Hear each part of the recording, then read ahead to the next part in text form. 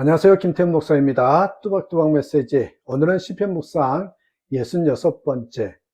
삶의 모든 순간은 의미가 있다. 삶의 모든 순간은 의미가 있다. 시편 66편 1절에서 20절의 말씀 가지고 함께 뚜벅뚜벅 걸어가겠습니다. 우리의 성도들의 삶을 바치는 두 가지 큰 기둥이 있습니다. 말씀과 기도입니다. 이 두 기둥 중에 하나라도 부실하면 성도로서의 축복된 삶, 영광스러운 삶을 누리기가 힘듭니다. 오늘 말씀은 기도에 대한 말씀입니다. 20절 말씀이 중심 구절인데요. 하나님을 찬송하리로다. 그가 내 기도를 물리치지 아니하시고 그의 인자하심을 내게서 거두지도 아니하셨도다. 하나님은 내 기도를 물리치지 아니하십니다. 반드시 들어주십니다. 하나님은 내 기도를 들어주시는데 그의 인자하심으로 들어주십니다. 하나님께서 우리를 끝까지 사랑하심으로 그 사랑으로 우리의 기도를 들어주신다라는 의미입니다. 기도하는 성도를 분석해 보시면 크게 세 가지 유형이 있다고 말을 하죠. 첫 번째 유형은 기도의 응답을 받아 기쁨으로 계속 기도하는 성도들입니다. 여러분, 기도의 응답에는 세 가지가 있다는 거 아시죠? 첫 번째, yes, 내 기도 제목 그대로 이루어지는 경우. 또 두 번째 기도 응답에는 no, 안 돼, 내 기도 제목들이 이루어지지 않는 경우입니다. 여러분, 세 번째 기도 제목이, 응답이 있어요. wait, 기다려라. 이것도 응답이래요. 계속 기다리라. 기도하고 한번 기다리라고 합니다. 이 세 가지 모두 다가 응답입니다. 하나님께서 주시기도 하고 안 주시기도 합니다. 아직 때가 성숙하지 않았기에 좀 더 기다려야 하기도 합니다. 예수님의 겟세마네 동산에서의 기도에서 우리가 기도자가 어떤 자세로 가져야 되는지 그 모범 답안을 볼 수가 있어요. 내 아버지여, 만일 할만하시거든 이 잔을 내게서 지나가게 하옵소서. 그러나 내 온대로 마시옵고 아버지의 온대로 하옵소서. 자, 예수님의 기도는 여유가 있습니다. 융통성이 있는 기도입니다. 꼭 이렇게 더해야 한다는 것이 아닙니다. 십자가의 고난의 잔을 내게서 지나가게 해주시길 바랍니다. 그렇게 해주시면 예스, 좋겠습니다, 이거지요. 그러나 내 원대로 마시옵고 아버지의 원대로 하옵소서. 노로 응답하셔도 괜찮다라는 그런 여유, 융통성이 있잖아요. 아버지의 원대로 하옵소서란 그 기도에는 세 번째 응답인 wait, 기다리라, 그 응답도 들어 있습니다. 아버지께서 기다리라 하시면 계속 기다리며 기도하겠습니다. 여기에는 하나님께 대한 무한 신뢰가 들어 있습니다. 하나님은 나에게 항상 가장 좋은 것을 주신다는 그 믿음을 갖고 계속 기도하는 것입니다.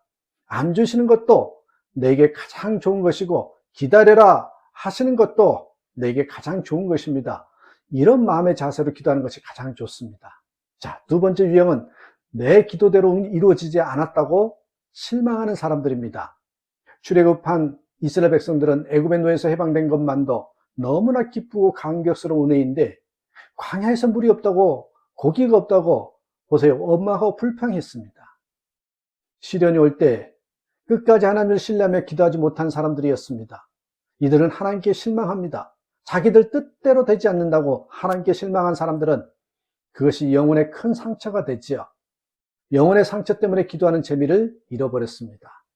세 번째 유형은 기도하지 않는 사람들입니다. 너무 바빠서 기도 못합니다.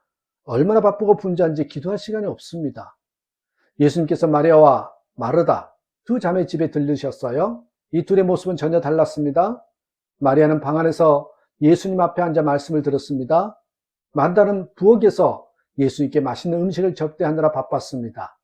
자기는 바빠 죽겠는데 동생 마리아는 방 안에서 나오지 않으니 화가 났어요. 주님, 제 동생이 부엌 일을 저한테 떠넘기고 있는데 그냥 두십니까? 저를 좀 거들어 주라고 말씀해 주십시오. 마르다야, 사랑하는 마르다야, 네가 지나치게 염려하여 아무것도 아닌 일로 흥분하고 있구나. 마리아는 가장 중요한 한 가지 일을 택했다. 그러니 마리아는 그것을 빼앗기지 않을 것이다. 접대도 중요하지만 예수님 앞에서 말씀을 듣는 일이 가장 중요한 일 중 한 가지라는 것입니다. 일도 중요하지만 사역도 중요하지만 기도하는 것이 더욱 중요합니다. 더 중요한 것을 선택해서 거기에 집중하는 것이 성공을 부르는 지름길이죠. 바빠서 기도하지 못하는 분이 계신다면 마리아처럼 가장 중요한 일을 택하십시오. 기도하고 일하시면 반드시 성공할 것입니다. 여러분은 어느 유형에 속하십니까? 첫 번째 유형에 속하도록 하시길 바랍니다. 시편 66편을 지은 시인은 첫 번째 유형이었습니다. 하나님께서 내 기도를 물리치지 아니하시고 그의 인자하심을 내게서 거두지도 아니하였도다. 여기에서 우리는 기도의 팁을 하나 드릴 수가 있겠어요? 반드시 이루어지는 기도와 이루어질 수도 있고 아닐 수도 있는 기도가 있습니다. 기도의 맛을 알고 재미를 보려면 반드시 이루어지는 기도를 먼저 하십시오. 반드시 이루어지는 기도는 그러면 뭘까요? 하나님의 나라를 구하는 기도입니다. 하나님은 반드시 우리가 이 땅에서 하나님의 나라를 누리도록 하십니다. 그리고 이 땅을 떠나면 영원한 하늘나라에 들어가게 하십니다. 하나님 나라를 누리게 해달라는 기도, 그것은요 100% 이루어집니다. 로마서 14장 17절에 나와요. 하나님의 나라는 먹는 것과 마시는 것이 아니요 오직 성령 안에 있는 의와 평강과 희락이라. 우리가 이 땅에서 누리는 하나님의 나라, 이 세상에서 누리는 천국은 무엇을 먹느냐 마시느냐 하는 육체적인 것이 아닙니다. 하나님의 나라는 성령 안에 있는 의와 평강과 희락입니다. 의는 하나님과의 소통을 말하지요. 하나님과 소통하는 것이 천국입니다. 하나님 안에서 평안을 누리는 것이 천국입니다. 하나님 안에서 기뻐하는 것이 천국입니다. 하나님의 나라를 누리도록 구하십시오. 반드시 그것은 이루어집니다. 이 세상에서 좀 더 좋은 환경에서 살고 좀 더 많은 것을 누리는 것은 이루어질 수도 있고 안 이루어질 수도 있는 기도입니다. 이 기도에는 여유를 가져야 합니다. 더 많은 것을 누리며 하나님의 영광을 위해서 쓰임받기를 원합니다. 그러나 하나님의 원대로 되기를 원하나이다.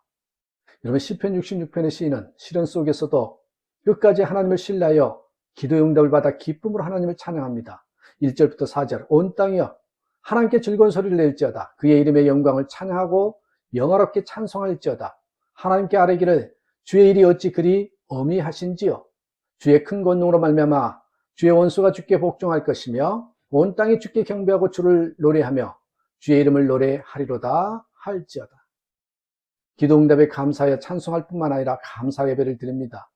오늘 우리가 드리는 찬양과 예배는 하나님의 응답에 대한 감사 찬양, 감사 예배입니다. 시인은 어떻게 그 큰 환난 속에서도 실망하거나 낙심하지 않고 끝까지 하나님을 신뢰하며 기도할 수 있었을까요? 5절에서 12절까지 내용입니다. 믿음의 선배들의 신앙 경험에 근거하여 시련 속에서도 낙심하지 않고 기도할 수 있었다는 거죠. 이스라엘 백성들은 그들의 역사에서 출애굽 사건이라는 대표적인 신앙 경험을 갖고 있습니다. 선조들의 이 신앙 경험이 그들 앞에 놓인 환난을 이겨나가게 하는 힘이 되었던 거죠.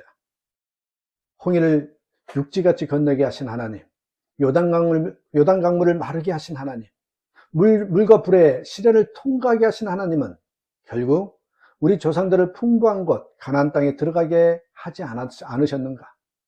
시련은 젖과 꿀이 흐르는 복된 땅 가나안에 들어가도록 훈련시키는 것이구나. 이것이 이스라엘 백성들의 믿음입니다.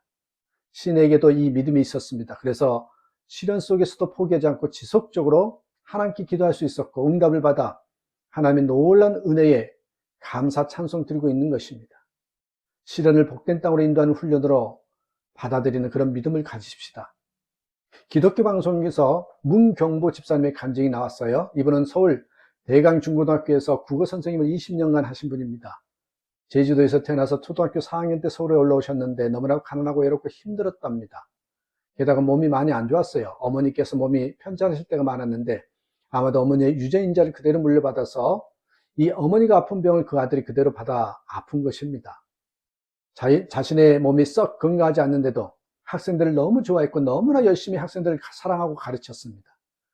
몸이 안 좋은 데다가 너무나 열심히 일하니까 몸을 견뎌낼 수가 없었어요. 어느 날 길 가다가 심근경색으로 쓰러졌습니다. 마침 지나가는 사람에 의해서 응급실로 실려가서 수술을 받아서 다시 학교 강단에 섰습니다. 몸이 너무 힘들었지만 아이들을 보면 힘이 나서 아플 줄 모르고 열심히 가르쳤답니다. 어느 날 고려대학교 교수님이 너 그렇게 있다간 죽는다. 와서 마음 공부하라고 하셨는데 그것이 주님의 음성으로 들렸답니다. 그래서 고려대학교 상담심리학 석사과정을 마쳤습니다.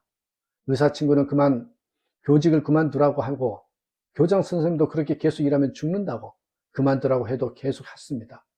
그런데 한 교실에서 2번이나 쓰러졌고 3번째 쓰러지고 나니 이제는 그 반 학생들도 선생님 그만두셔야 되겠습니다. 선생님은 좋은 선생님인 줄 압니다. 그러다가 우리가 나쁜 제자들이 될 수도 있다고, 우리를 나쁜 제자로 만들지 말라고. 아이들이 선생님 그만두라고 하니 그만둘 수밖에 없었답니다. 교직을 떠나고 나니 세상이 다 무너지는 것 같은 느낌이 들었습니다. 난 이제 어디로 가지? 막막했는데 결국 하나님께서 청소년 상담의 길로 인도하셨죠. 아이들을 만난 경험, 국문과 나와서 글 쓴 경험, 상담 심리 공부한 경험, 이것들을 모아서 하나님께서 새로운 길로 인도하신 거죠. 청소년 교육 상담 연구소를 차렸고 여기저기 다니면서 강의를 하면서 살고 있답니다. 그는 지나온 삶이 가시밭길 같고 찢어진 아픔이 있었지만 지나고 나니 다 의미가 있었고 하나님께서 좋은 것을 주셨다고 고백합니다. 그래서 그는 삶의 모든 순간은 의미가 있다. 삶의 모든 순간은 의미가 있다라고 합니다. 앞으로 또 하나님 어디로 인도하실까? 또 뭐 하게 될까? 이제 나이 50이 다 돼가는데도 20대보다 더 가슴이 설렌다고 감정하고 있습니다. 그렇습니다. 시련은 그냥 지나가는 것이 결코 아닙니다. 하나님은 우리의 시련을 통해서 우리를 더 좋은 길로 인도하십니다.